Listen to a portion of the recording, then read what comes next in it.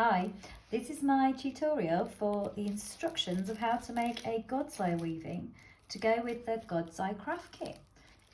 You can order these online at Etsy, searching Kids Can Craft.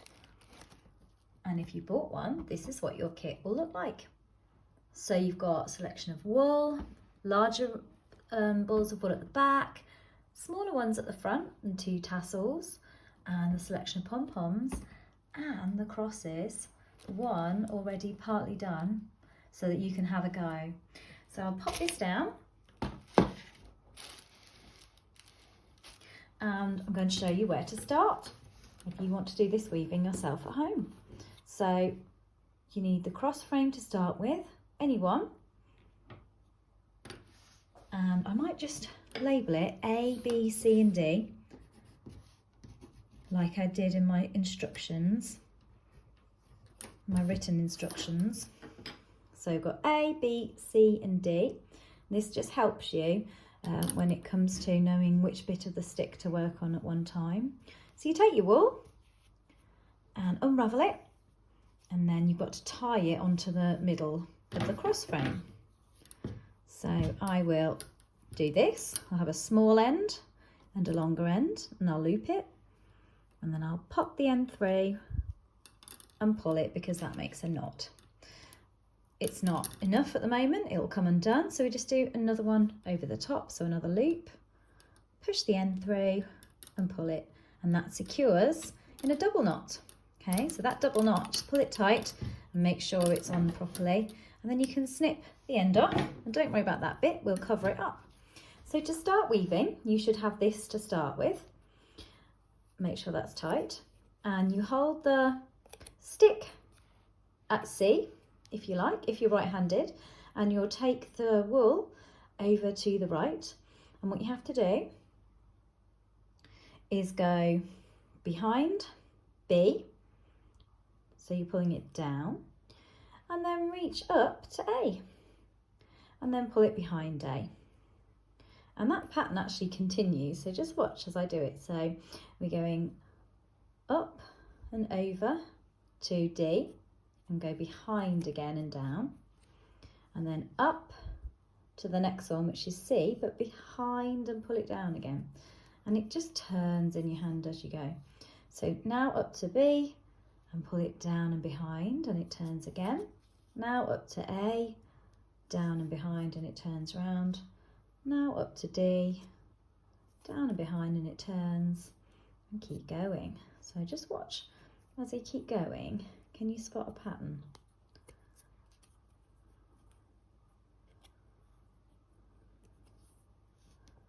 So you should be able to see. It's like an eye in the middle, hence the name, isn't it? So that pattern in the middle is this beautiful diamond shape, diamond pattern in the middle. So I'm just going to do a bit more quickly, and when I've done a bit more, I'll show you how to attach your next colour. Okay. Oh, now if you rush it like I was rushing there, and it's sort of the wool kind of comes over here, that's not ideal. You want your wool to sit next to the last piece. So it is about trying to get them in line and kind of neatly. See, that lies on top of that one and it sits there. So we are trying to get the next piece of wool, I'll get really close so you can see, to sit right next to the one before, sort of as flat as you can. Some children sort of put them there, and that's okay, but if you can get them next to it, the pattern is much more visible, and it's much neater if you can line the wool up next to the one before. It's part of the shape that it makes, is making sure your wool is just laying next to it. So about here, I'm going to change colours because I think I've got enough blue there. So it's up to you when you change colour, but when you do want to change colour, all you have to do is snip this wool off, but leave quite a long length because we're going to tie. Okay.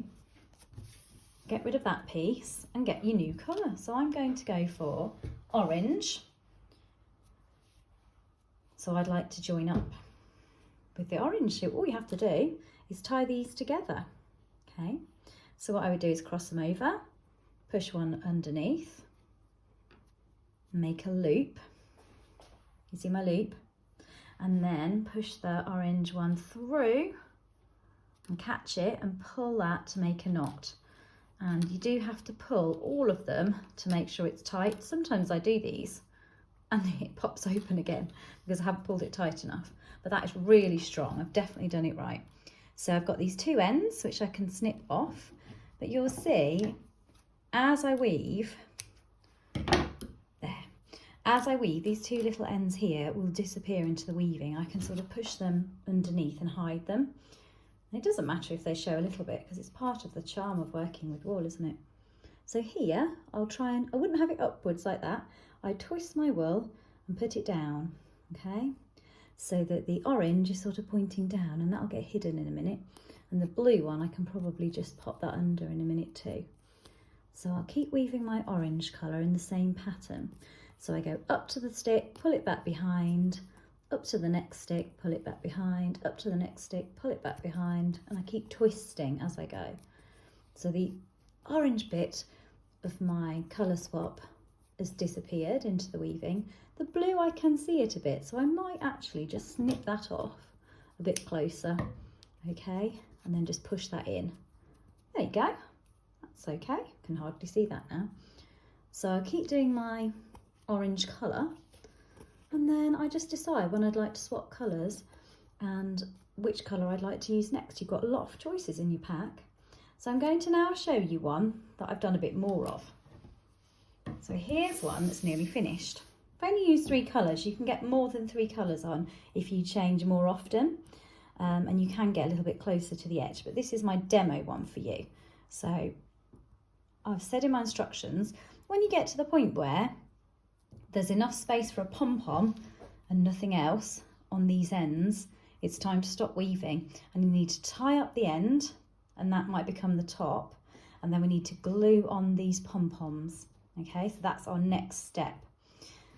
So if I stop at A, I'm probably going to have quite a lot of string left. I'm going to have a nice long string left because this is a bit tricky, sort of tying it so that it doesn't come undone.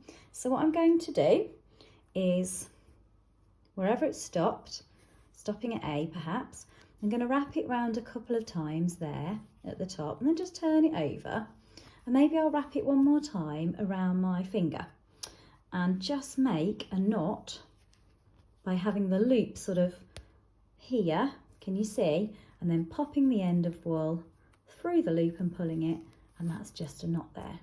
Okay, and you can do it again. Oops, sorry, can't see like that. You can do it again. Oh, I've done a funny one up there. So that's not what I meant to do. You can do it again on top to make it really secure. This is the trickiest bit. You want your knot to be here and not like in the middle where I showed mine. So that will stop it unraveling. Okay, you can hang it from there. The camera angle doesn't work for showing it hanging, but it usually does end up at the side. So in my next video, when I show you how to do the tassels, I'll show you how to put a loop at the back that hangs from the middle, and it actually makes it hang central, so it's much better. So what I've done, now that I've ended this, I'm actually just going to snip this one off. Okay, keep that at the back. So that's finished, apart from we need the pom-poms. If you are allowed to use a hot glue gun at home, or you've got an adult that can help you, then you could hot glue gun on here and stick the pom-poms on, making sure that your fingers don't go anywhere near that hot glue. Okay, so that's always done with an adult supervision if you're using hot glue gun. If you haven't got that, do not worry. You just need a bit of patience, and you need some PVA glue. So you might have this white runny glue, okay, to stick a pom-pom on. And just a matter of putting a blob on each of these, quite a big blob, can you see? I won't do them all. And do have a mat underneath because it's runny and a bit messy. And then just sticking, let's go for this one, a pom-pom on top of there and giving it a really good press. And that PVA will, when it is dry, will hold really, really strongly. So PVA is very, very strong, but it just needs to be left for quite a long time. So I recommend when you've done that, put it to one side and let it dry overnight. And then the next thing to do is make a tassel, and that is in my next tutorial. So time to make a tassel. Swap videos.